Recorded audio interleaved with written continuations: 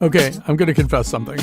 I'm the kind of person who's probably been kind of snickering at rebranding for quite some time. You see it happen with companies like, I don't know, Facebook. The parent company is no longer going to be Facebook. It's going to be Meta. So, yeah, rebranding can be the last refuge of scoundrels, but it can also be the product of some kind of deep thinking about what a company or a brand or, a radio show is, what it wants to do, whether it's telling its audience effectively about what it is and what it wants to do. It can be a useful process. We're going to look at rebranding today. We're going to talk to some people who've done it effectively, some people who are about to do it, and we're going to talk about the fact that we, here on the Colin McEnroe Show, are about to go through some form of rebranding. So that's what's coming up right after the news.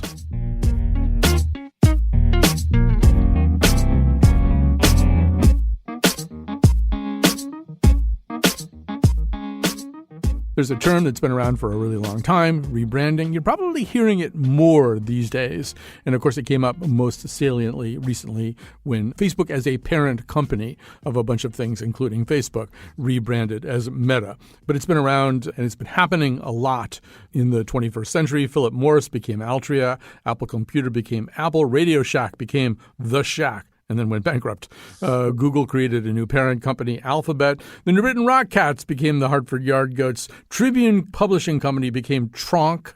What a really terrible idea. Tronc then became the Tribune Publishing Company. Dunkin' Donuts became Dunkin'. I could go on. And then a lot of sports franchises have changed their names in order to get away, usually from some offensive stereotype. My favorite, of course, being the Washington Football Team, formerly the Washington Redskins. It's going to be something else eventually. Although one thing we want to say today, because our show is about to go through the process of rebranding, is that rebranding does not always mean that you're just going to get a new name. It might not mean that at all. It's not going to mean that in our case. We're not going to be called something else.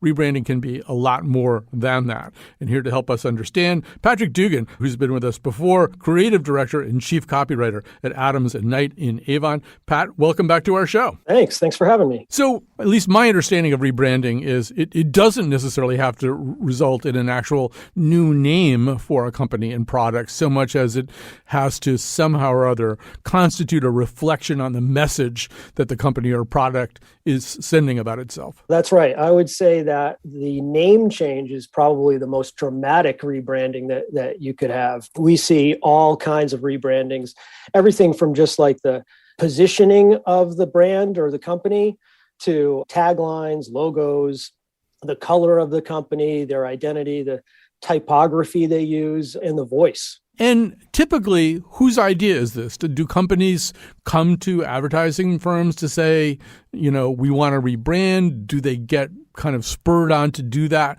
by somebody else telling them you need to rebrand?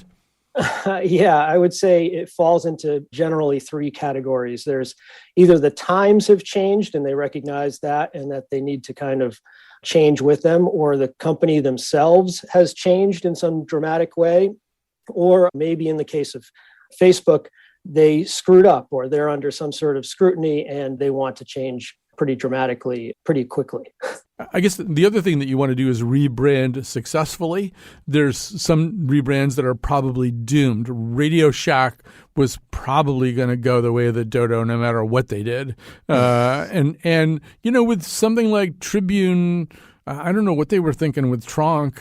What makes it really, really successful? When do you know a rebrand is successful, and what are the qualities of that? You know pretty quickly, and you want to make sure that it's just authentic and true, and that it's based on something real, which is why, a lot of the ones that fail are the ones that the company hasn't done the right kind of research and looked into it, and they've just made that decision at the top and kind of forced it on people.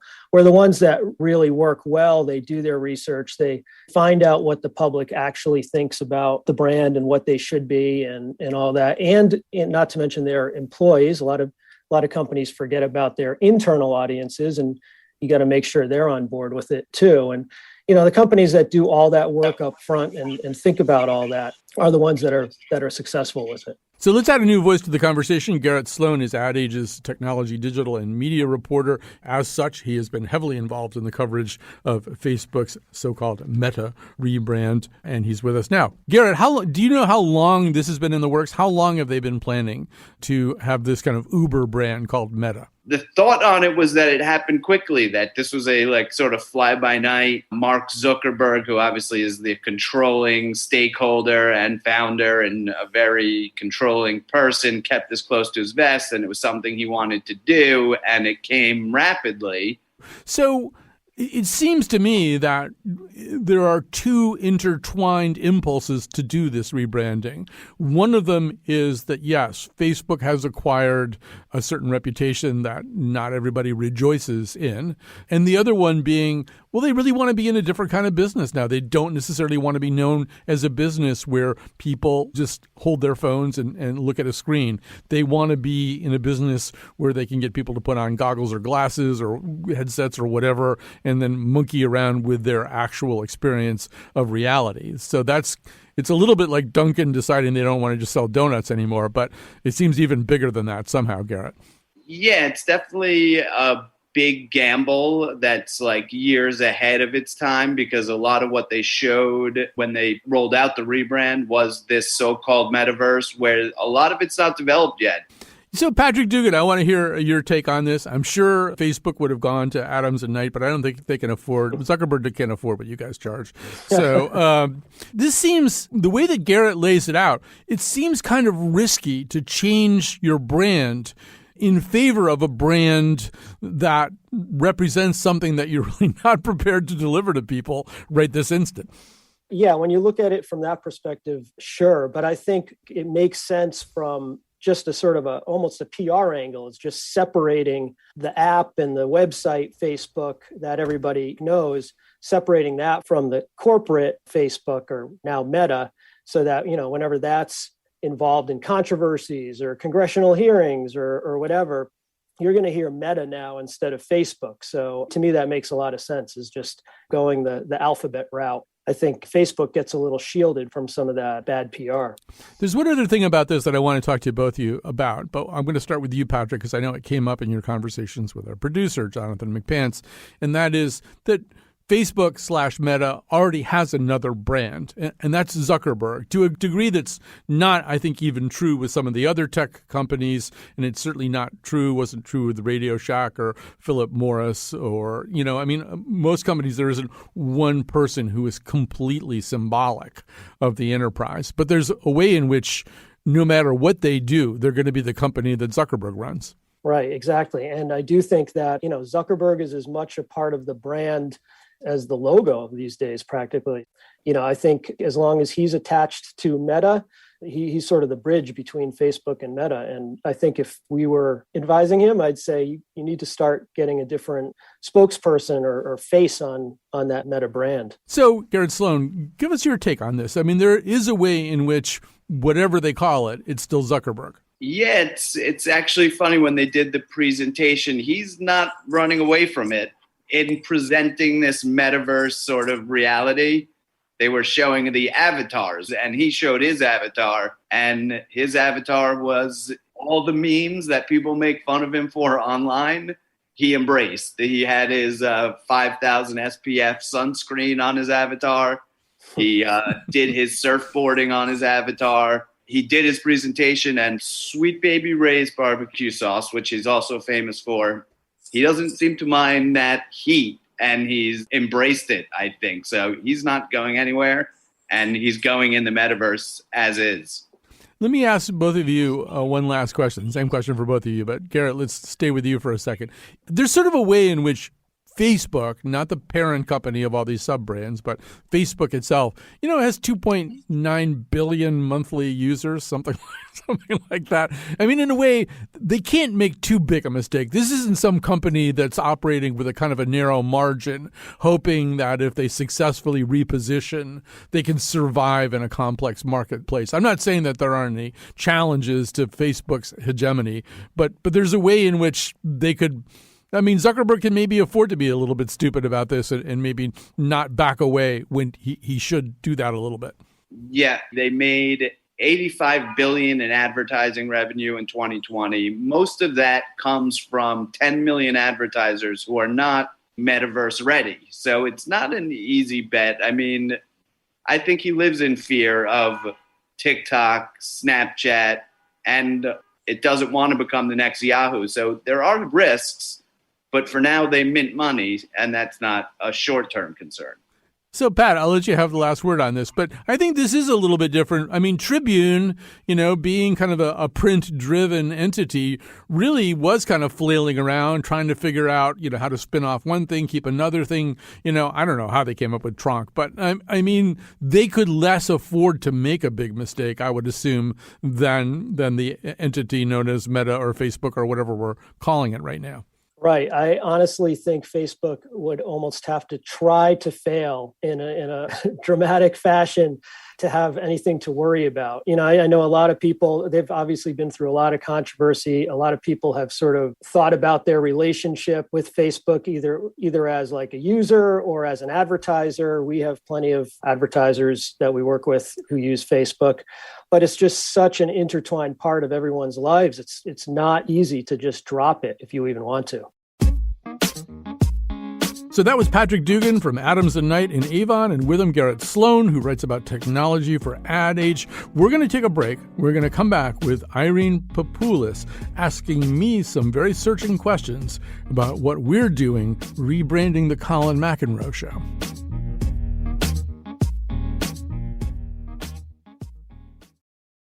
We're listening, we hear you. It's the same problem, isn't it? Well, it's maybe less active. It's more couldn't help glimpse you changing unless we put a spy cam in your shower. We hear you. I think it's a problem. We're listening. We're hearing you. I think it needs to be like we're hearing, but nothing is going to bite me in the ass. Yeah. Okay. So maybe it's like ATN. We're here for you, and here spelled HEAR. We're here for you? That's just gibberish. We here for you. Okay, we here for you. So that might be like, we here for you, man, because you don't need to hear we here. Yeah, we. And also, we here for you. We're here for you. Is that, yeah, we're your making guys. Sense? It's good because it's not clear exactly what the hell it means. So, lots of wiggle room. Yes. We're here for you. Okay, that clip was one of the things I insisted on for this particular episode. Those were the characters Tom and Greg from the second season of the HBO series Succession, trying to come up with a new tagline for their Fox News-like stand-in called ACN. And it's, I think, a pretty good example of what bad rebranding sounds like. So one of the aspects to all of this is that, yes, we are about to enter a period of rebranding here on the Colin McEnroe Show. I mean, not in such a way that we would wind up changing the name of the show, for example, but maybe in lots of other ways. And so we wanted to talk about that as we talked about these other kinds of rebranding. And we wanted somebody who knows the show really well and has interesting insights into it to be part of that conversation. So here to talk to me is a long-running, original, first episode ever panelist, Irene Papoulis from Trinity College, to at least ask a few questions and maybe make a few observations about this whole process. Okay, hello. Well, when I first heard you say on the air that you were just in passing, that you were rebranding the show, I thought, oh no, how could it not be the Colin McEnroe Show? So I'm wondering what caused you to want to even rebrand in the first place. Well, first of all, I should say this is part of a company-wide initiative, and they're doing this with lots of different shows. I don't know how big a deal they've made about it. But for example, Where We Live rebranded to the extent of, among other things, getting a new logo, having new theme music, stuff like that. So this wasn't necessarily something that I sought out. It was something where our marketing department and other related entities here at the company want to work with us on what they call rebranding. Now, that can be a slippery and elusive term. I think to a lot of us it means, rebranding, like Facebook comes up with Meta. But I guess that's not all that really kind of goes into rebranding. Yeah, I mean, if anyone should be called Meta, maybe it would be your show, not Facebook. But and I do see, like with a college, for example, sometimes rebranding just means what do we do really well and how can we highlight it more so that it'll draw people to us? Like the first thing that comes to mind is the what you have written on your website that's about the sublime and the ridiculous being closely related, and it seems to me that that's really what does characterize your show. And I can't imagine anything besides that would really work as a way to characterize what you do. Yeah, I mean, and I think for us, it's an opportunity to have a conversation about what we do. And the show changes and evolves. 2009 was when we first went on the air. That show is really, really different from the shows that we do in the year 2021. So is there a way to talk to people about how we are changing? I agree the thing about the sublime and the ridiculous is certainly in there somewhere, but it's not the only part of the story. How would you characterize the change? What have you evolved into, would you say? Well, in a couple of different ways. One thing that we haven't talked about too much to the public is we've moved more and more towards becoming a podcast. I mean, all the other shows that are produced by this radio station are broadcast shows with a podcast dimension. We're actually more and more, if you look at the numbers, a podcast that happens to also have a broadcast dimension. So that may mean all kinds of different things. We haven't really had a deep conversation about what it means. It may just change some of our internal practices and not change what we say to the outside world. But the other thing, and you know this very well, Irene, is that this show just isn't just me. It's a whole bunch of different producers working on it together and bringing different aspects of themselves and drawing out maybe different aspects of me. So as we're going through a transition right now, for many, many years, Betsy Kaplan was our senior producer. Now Lily Tyson is. That's going to change things also. For example, one thing that I would say right now is our show is less political, less interested in politics, at least politics in its raw sense. Politics not overlaid with semiotics and culture and all kinds of stuff, but just politics. We're probably less interested in politics than we've been in our entire existence since we began in 2009. And some of that just has to do with changes in my disposition, but some of it also is just, different producers bring different things. This is a little bit like nailing Quicksilver to the wall. I mean, trying to figure out what this show is. We did a show on blimps just a few days ago, but last week we did a show about a pretty serious, very serious show about two kinds of historic trauma visited on two very different Jewish communities and how hope arose from that. So, I mean, I don't want the world to think we're just a bunch of nerds who get interested in, these very esoteric kinds of questions. On the other hand, I don't want people to forget our determination to be very eclectic in our approach. But a lot of it also, I mean, the reason that I'm more willing to go along with this process than I might have otherwise been, because I've always thought of rebranding as, to steal a line from Mark Twain, the last refuge of scoundrels. It's kind of like, it's like Facebook. Oh, yeah, we got to rebrand because we screwed up so bad. But you're also right, what you said earlier, which is, what if there are things that we're doing that we're not communicating very well about to the public? And maybe we're not even communicating very well internally among ourselves about those things. And that process interests me a lot. Yeah, and it interests me too, actually, because I was thinking, I have tried to describe your show to people, especially those who don't live in Connecticut, and they're, the word eclectic is definitely a big part of it, but it's hard to explain to people why that is. That's so great, a little bit of this and a little bit of that. Well, okay, but why is that interesting? People want something to hold on to when they hear the word eclectic. And I have to say, Colin, that you are the thing that holds it all together. And that's why it's called the Colin McEnroe Show, and so it is a certain sensibility. And so maybe it's the show has a sensibility that has to do with your sensibility, which is a really interesting combination of the ability to be really funny and the ability to take things very seriously, and so it goes back to that combination. Maybe it's not even the sublime and the ridiculous, because that just sounds, we've heard that before so many times, but silliness connected to seriousness, I don't know, that doesn't sound very exciting, but I think it kind of is. Yeah, one thing that in the process that we're about to go through, one thing I want to push back against, I get what you just said, and there's some reality to it, that the common thread that runs through this, at least as far as the listener is concerned, the idea that we could take something that seems like maybe even kind of a bad idea and do something really interesting with it. I mean, in the listener's mind, it probably is me, the host. Now, I actually think the reality of it is much more complicated.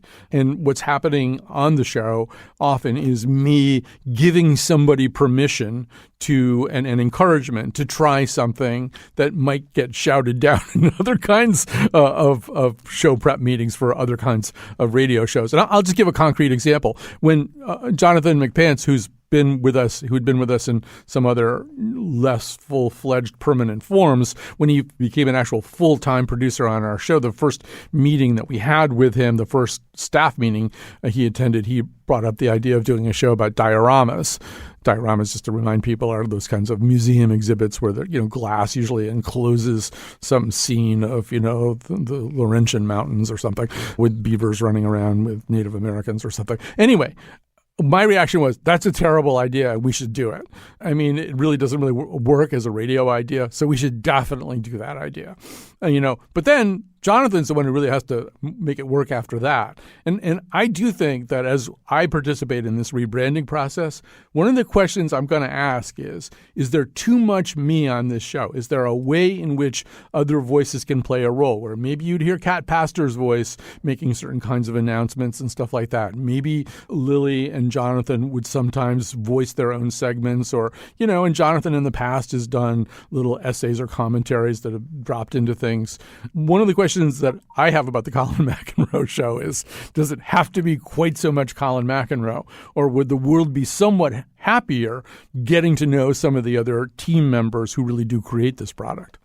All right. But it's also, I mean, I guess I have to say from the listener's perspective that those people are interesting because you have a good eye for people who are interesting and you appreciate them, and I even feel that as a panelist on The Nose, that you'll sort of put me in a position where I feel more comfortable just being quirkier than I might otherwise have felt comfortable being. I think that's really interesting. I like that idea. This is a show that I've been saying this a couple of times recently in staff meetings. This is a show also that runs off relationships more than most public radio shows. And by that, I mean, you've been on The Nose a lot of times, but you've also done other things, including the thing you're doing right now. And look, just a few days ago, from when I'm talking right now anyway, we did a show about punctuation, and we had on it Julia Pastel and Raquel Benedict. Raquel's been a regular Nose panelist of late. Julia's worked with our show in all kinds of different capacities. These are people we know. So, in addition to the guest that we had who was from England and who'd written a book about punctuation, we have these two other people whom we know. And I sort of know a lot of people who are on the show pretty frequently well enough to kind of treat this a little bit more like an ensemble project. And, where I'm much more excited, I think, when somebody when one of the panelists, just before we even started recording this conversation, I told you about a thing that you did on one of the shows that just has caused me endless amounts of delight, even up to the very moment. And I think, that idea of having a show that, we have a lot of guests on who we've never spoken to before, but we have a lot of people on too who are on a lot. And you sort of know their moves. You know their rhythms. You people on The Nose, you start to know each other's moves and rhythms a little bit too. And I think that's one of the distinct pleasures of our show. Absolutely. Sort of like putting people in motion, because you can see, sometimes maybe you can see things that, or you even collectively, not even just Colin, but can see that people have the capacity to do certain things that maybe even they wouldn't necessarily know they could do. That, I think that is part of the sensibility of the show. It's, from a listener's point of view also. Right. Well, one of the other rules is, and I have to live with this rule as much as anybody, because I'm the one who made it, is that if we do fail, if we do a show that's terrible, that we really just crash into the wall with a really terrible show, that's okay. That's fine. In fact, we probably should do that on a regular basis. If we're not doing that on a regular basis, it kind of means we're not stretching ourselves enough. We're not pushing the envelope, whatever cliche you want to plug into that. But that idea anyway, that, and people kind of love the fact that we've done these shows that are at a legendary level, really just epic failures. That makes me happy that we do that. And, life goes on, right? You do a lousy show. you hold your head for a few hours and then you lift your head up and you start doing other stuff. Well, listen, as usual, you have asked really thoughtful questions and you've made really thoughtful observations. Irene Papoulis from Trinity College. Listen to her on The Nose and other episodes of the Colin McEnroe Show and experience her in other ways as well. Thanks for doing this. Thank you. So as we try to sort of figure out this thing called rebranding, we're talking to a lot of people whom we already know and have relationships with. One of those people, we're going to have to start identifying him differently. He's been on the show lots of times. I've known him since he was in high school. But, the standard introduction is Brendan J. Sullivan is a writer, producer, and DJ best known for his work with Lady Gaga. I'm not sure any of that's preeminently true anymore. I should be saying that you're a TikTok star with 300,000 followers and 70 million views and 9.5 million likes on TikTok. Maybe I'm just maybe you've rebranded so successfully that I'm describing you in a way that's mired in the past. It might be. I have rebranded since the last time I spoke with you, in fact. So explain that. I think that's really true that you have rebranded and successfully rebranded. But what does that mean to you when you say that? Well, for me, it came out of necessity, like it does with a lot of people who are rebranding. But, in the pandemic, I realized I had always sold myself as a DJ who can make your room really crowded. And we still don't live in a world where crowded rooms are the most ideal thing you can do. And at the same time, I thought, okay, well, I don't know how long this thing will last, but I'm going to give myself a little project. And I pitched to my literary agent. I said, I'm cooking so much and I found this kind of food history niche here. And I'd love to write about it. And she said, I'm sure you can write a funny book, but I don't know how to sell it because, no one thinks of you as like a food person. So I went home that day and with my iPhone 7, I started uploading food history and stories to TikTok and found a great little run there to the point where I'm now bigger on TikTok than I've ever been anywhere. So I've known you since you were in high school, and it could be argued that you've rebranded several times. Like I knew you at one point where you were like this very pierced, bordering on goth kind of person, and then I've known you when you were this sort of Lower East Side scenester and, a fancy suit or something. I mean, maybe that's just growing up. Maybe just as we grow, we go through different phases. Maybe it's not fair to call that rebranding. So I would say there's probably two sides of this. One is where you're doing something and it's not working. Mm-hmm. And then the other would be where you're doing something and it works so well that you have to rebrand to get out of your new problems, I would say. So I certainly saw, as a Lower East Side scenester, the first time I met Lady Gaga, I believe she was carrying a demo CD and it said on it, the front, the Stephanie German Band. And it was supposed to be like a Strokes, early 2000 girl rock band. And that worked for her in that it got her to her next step and then her next step. We don't really think of Lady Gaga as like a rocker or the leader of a band.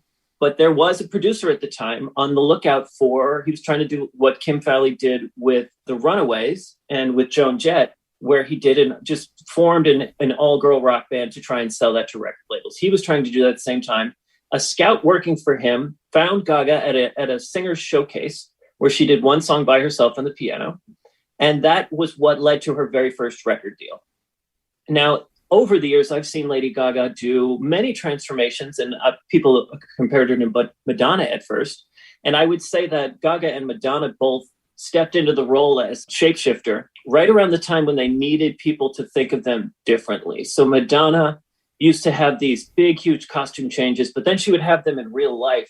And it was around the same time she was trying to really get the world to accept her as an actor. She was in Evita and a bunch of other movies at the time. These people are people who want to shed the image that you've stuck them with so they can grow from there. It sounds exhausting. It sounds like just a climate in which identity is so fungible and so malleable and so changing all the time. And I think that's also closely mirrored in the world of hip hop. I mean, part of the fundamental bargain of hip hop is you're not going to start out with your regular name anyway. Most of the time, you're going to create a nom de guerre, and then if you're Sean Combs, you're going to change it like 6 times, right? Yeah, I would say the identity fluidity in hip hop is the hip hop equivalent of getting bangs. It's just like you get the itch to move on, to look a little different, to feel a little different. Michelle Obama's second term opens up bangs right away instead. New haircut, new life. Yeah. As the old guy, I should say, this isn't an entirely new phenomenon. And for example, Frank Sinatra briefly retired from singing and then came back as Old Blue Eyes. Old Blue Eyes is back, which is something nobody had ever called him.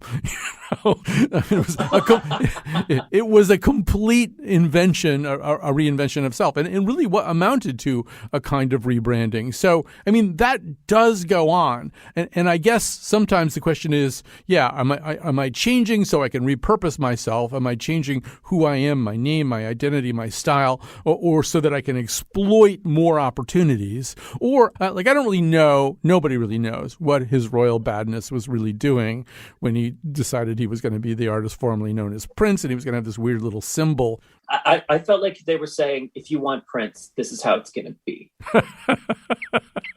So no one said, no, never mind, you're Prince. I mean, we're calling him Prince now because we're speaking out loud. Right.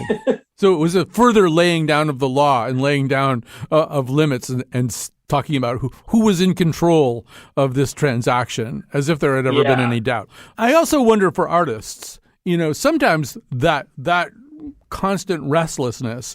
You think of somebody like Bowie, who really did have multiple incarnations, radically different looks, different kinds of music to accompany those looks. And I think what we see when we gaze back at that is just a chameleon, a restless artistic intellect that wasn't really comfortable doing the same stuff over and over again.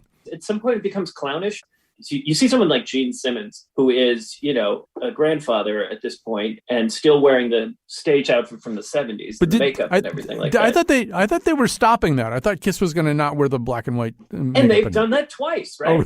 Oh. They had a disco record. They had a makeup-free era. They had the era where they all went solo. Yeah, but I mean, I think for that, I think those are, to me anyway, and obviously I'm not the target audience for Kiss. I wasn't ever the target audience for Kiss. But that seems like an aging band floundering. Whereas I think for Bowie, it was like, well, no, I'm creative enough to recreate myself over a series of cycles.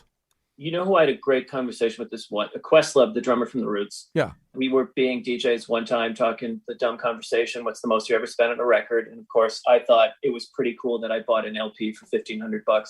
He owns the masters to Michael Jackson Off the Wall. So I lost that little measuring contest there. But he was able to listen to them and hear the absolutely unedited tracks there. And he said that Off the Wall, without Quincy Jones's restraint, would have been the last and most forgettable record of the disco era. And we wouldn't have any clue what Michael Jackson would be like in the 80s, just based on that record from 1979. And he said it was one synthesizer marimba tone away from being just shelved. And what Questlove said that stuck with me the most there, he said to me, as an artist, you're always starting at square zero. And it's very rare that someone finishes Off the Wall and comes out with Thriller. And it's even more rare that someone with the success of Thriller can follow it up with Bad. Yeah, I mean, if you're really committed to creativity or to invention, that is your attitude, that you're always starting at zero. I think we don't have to look very far to find examples of people who have no intention of doing that whatsoever, and just and plan to keep just sort of burping out burps that are pretty similar. That's true. Yeah, pretty similar to their previous burps. As I look at artists who have rebranded or transformed in meaningful ways, one of the things they do is think about their present. Another thing they do is think about their future. But the other thing they do is they think about the past, and they begin to think about the past once they become very successful in the present. And you can sort of. Well, you can start with Lady Gaga. I mean, her collaboration with Tony Bennett, where suddenly, she's out on stage singing, and jazz vocals are something that I actually do know a lot about, singing a very credible version of Lush Life, which is one hell of a tough song to sing. And you just sort of think, this is somebody who's decided that the past matters, and Jackson does it to a certain degree by embracing Fred Astaire, There's a way in which all of these people, one of the things that they can do when they rebrand, when they change, is add a little bit of the past into their very forward-looking art. I think that's something people are embracing as more vital now. And I do see it in my TikTok feed. I will say that, because a lot of the chefs that I had trained with when I was trying to get a restaurant job when I was like 20, when I just wanted, some cash and to be able to go out at night and see all my favorite bands. a lot of them had been classically trained, and they had favorite chefs. They had a story of hanging out with Jacques Pepin and something like that. But then those people may have taken a break to try and remain relevant rather than look to their past. And that's why we have so many Pierre Freni, Julia Childs, and Jacques Pepin all at one point wrote a diet book, like a low-fat cookbook to fit in the 70s and 80s. And I think that loses its sense of a distinctive past, maybe a reliable past, like with the Fred Astaire to Michael Jackson past. And I think that in there is part of it is these people understanding that they are part of a legacy and not to take the credit away from the people they looked up to when they were fans. Okay, that was Brendan J. Sullivan, writer, producer, and DJ, and now apparently a food history TikToker with 70 million views. That's rebranding. After a break, we're going to talk to our old pal, a friend of the show from the very beginning, Mike Pesca, about his impending rebrand, and yes, ours as well.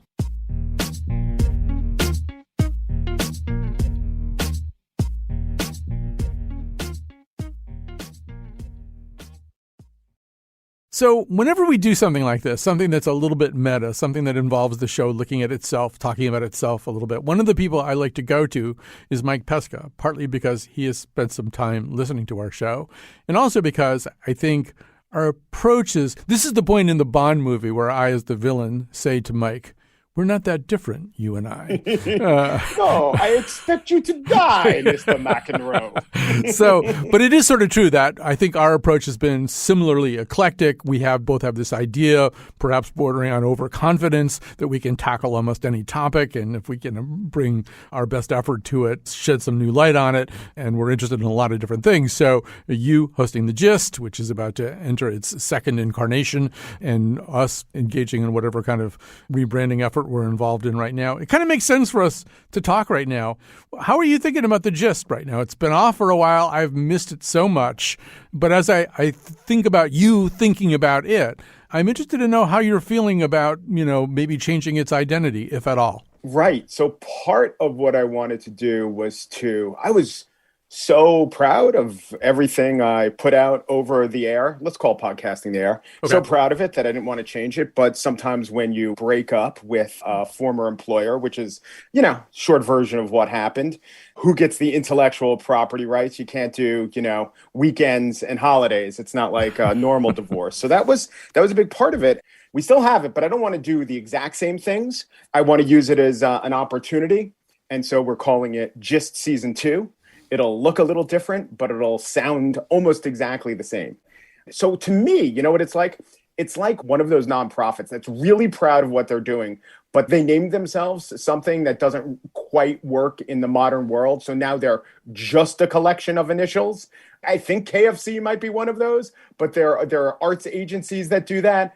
Is the NAACP just the NAACP now? Yes, that's my understanding. Well, let me ask you this, too. So when you were starting the show out, and you and I were having some conversations at the time, and I think I listened to a pilot or whatever, and one thing that I thought at the time was, anything you do, when you're creating a new radio show or podcast, the things that you do every episode for the first 20 episodes, you have to sort of think, what would it be like to have to do that 300 times, or 500 times or whatever. And so one thing that you do is you have a sign off that I can never remember. I can never remember exactly how it goes. You have another thing called an Anton Twig, which is a periodic kind of recapping of what's going on in the show, and people are kind of chiming in with follow-up questions and things like that. So you have features on the show, and you have things that you have to write every day. I almost said that to you when I was listening to the pilot. I thought, just imagine that you're going to have to write a little joke about your producer every day or something, because after a while, you're going to wonder whether you should have ever signed up for that. Because it's just a lot of work. Any bit of flair or cleverness gets set in stone and obligates you to riffs on the cleverness. So it's a little like the top 10 list, right? Remember when Letterman was like, okay, I don't know if it's played out. We want to do something else. He was not allowed. He was not allowed to back off the top 10 list. I guess that's why he retired. He didn't want to do any more top 10 lists. Our motto, by the way, is the sign off is Peru, de Peru, du Peru, which I can tell you, and I don't normally divulge this to listeners. It didn't start from the beginning. It started from me coming back from a trip to Turkey and realizing or observing that people in Turkey were extremely unexcited by the observation that in English, Turkey is both a food and a country. They knew that and they did not care. And then someone told me the same thing was true in Peru, where weirdly, the word Peru in Portuguese means turkey, means the bird, the turkey. So if you can get your mind around this, and this isn't even how the motto was adopted, but there is a bird. It is called the turkey. It happens to be the name of two different countries in two different languages. But a Portuguese or a Brazilian listener who spoke Portuguese said, well, not only that, Mike, and this is what piqued my attention, Peru is slang for penis. So I said, oh, really? What would be a Peruvian turkey penis? And then he told me it was Peru da Peru do Peru, thus became our slogan. Okay, that was... Oh, and by the way, in the negotiation with Slate, I don't know if I can divulge this, but there's a page of like, what is the intellectual property that I get to keep? And it was negotiated, and literally that phrase was on it. Lawyers were involved in Peru de Peru du Peru. I'm guessing Slate didn't fight you really hard on that one. I'm guessing, sort of, all right, that one's over on your side of the line. And I can just tell by the way that, first of all, the way that you told it's so complicated and kind of wound around itself like some kind of seashell that I can tell that, first of all, it's unbelievably complicated to the average person and also causes you great delight. So that means you're not changing it. Yeah, that's the important thing. That's the lodestar. That's the shining light of the show. Does it do those two things, confuse most people and delight me? Then it's going on. And by the way, I do have to note this because we have a big overlap with public radio type listeners. Yes, I know turkeys and birds of their ilk do not have what we would call a penis.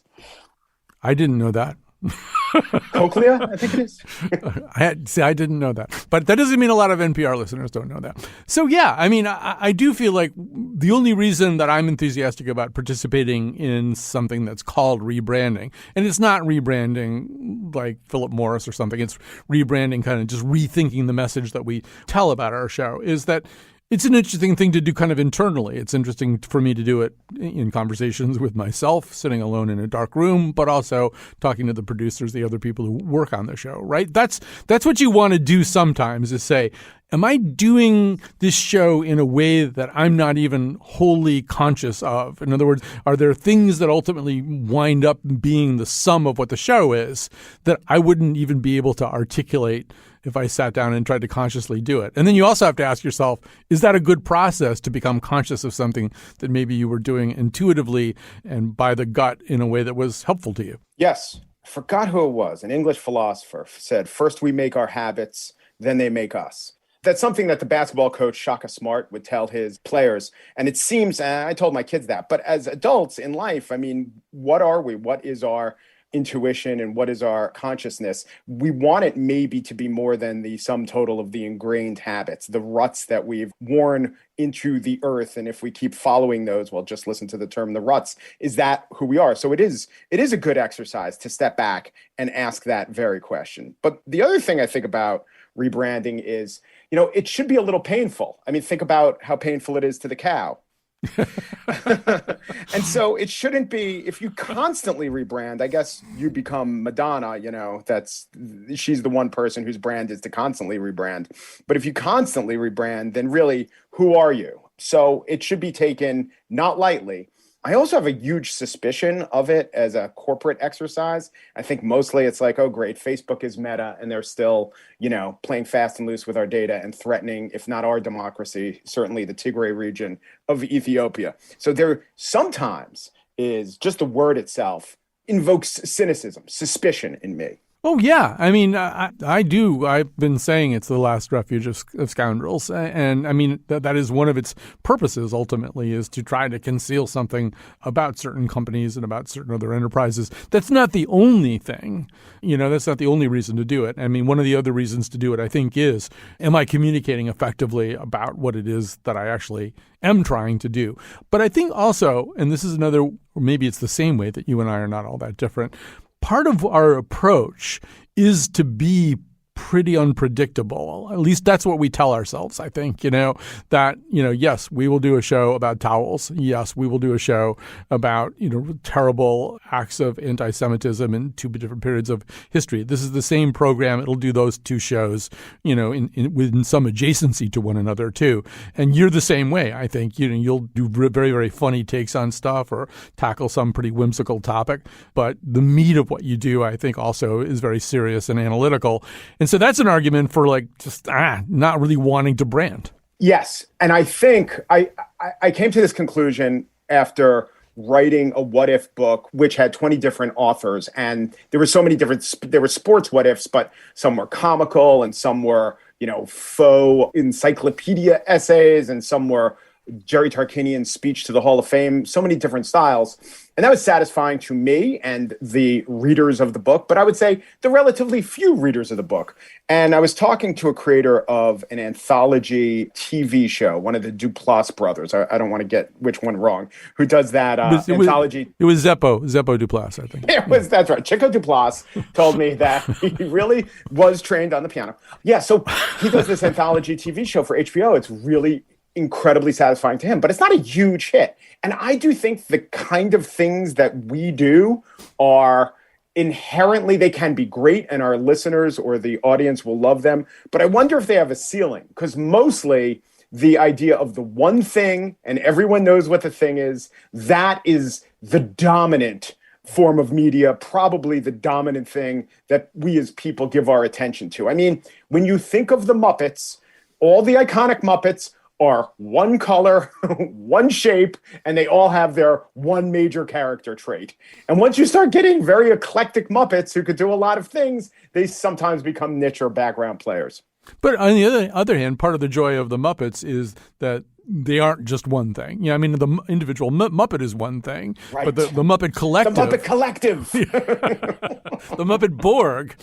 Yeah, and so, I mean, and that's a lot of what you and I are both trying to do, is to try to do a show. I think you're absolutely right that if you want to guarantee a certain kind of audience and a certain level of enthusiasm, do like a British baking show or whatever, I mean, a show that has a preordained focus and topic.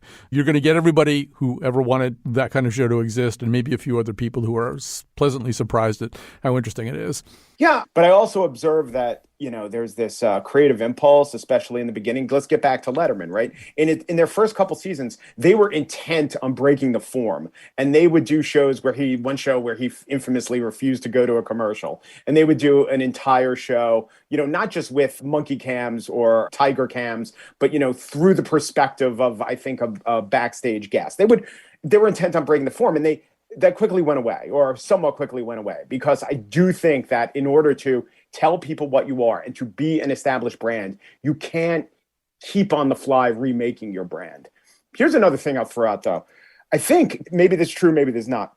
You and I are suspicious of the idea of rebranding, is that we remember the rebranding that doesn't work, and when it doesn't work, we call it rebranding, or when there's a question if it's going to work, we call it rebranding. But when it does work, we just call it the brand. And we forget that, Netflix was even Quickster or some DVD service for a while, or contemplated it being. It's just Netflix. And I don't know if that's going to happen with Facebook and Meta, but, branding is one of those things that the good is oft interred in its successes. Yeah, and one thing you could ask yourself about the Facebook Meta question is, how well did it work for Ron Artest?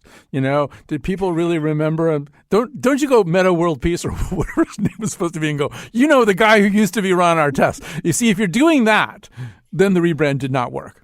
Oh, God, it's very similar to Ron Artest. Like, it had great promise in the beginning. It was a giant kerfuffle. Do you think in 20 years there'll be the documentary looking back at this period and we'll say we got Facebook all wrong? At least Facebook was first and early to recognize its problems. I don't know. I'm a big St. John's fan. I just remember Ron Artest as this sweet 19-year-old who averaged like 6 steals a game. Yeah, and I think, at the end of the day, no matter what he calls himself, he's still Ron Artest. He's still basically, I mean, you can't change the content because you've rebranded. That's the other concern that I think I would have for you and me too. Once we get through with all this, and maybe there's another message we want to send about ourselves or something that we've noticed about what we do that we need to communicate about better. The one thing you would never want to do is shift what you do to fit the rebrand. Right. And I think that with our test, we can say that at least it was sincere. You know, it wasn't thrust upon him to get away from his malice in the palace reputation.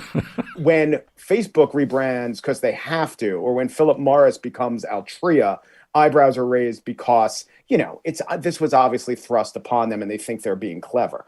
I would think a Connecticut public broadcasting situation is closer to Ron Artest than Philip Morris. Well, that incredibly complicated. I don't even know if I can call it an analogy exactly, but whatever that was. It's a Mobius strip of semi-logic. That was Mike Pesca. Keep an eye out, or an ear perhaps, for the relaunch of his now independent daily news podcast, The Gist, sometime in December. And that's our show. Thanks to Kat Pastor, Eugene Amatruda, and Dylan Reyes. Thank you very much for listening.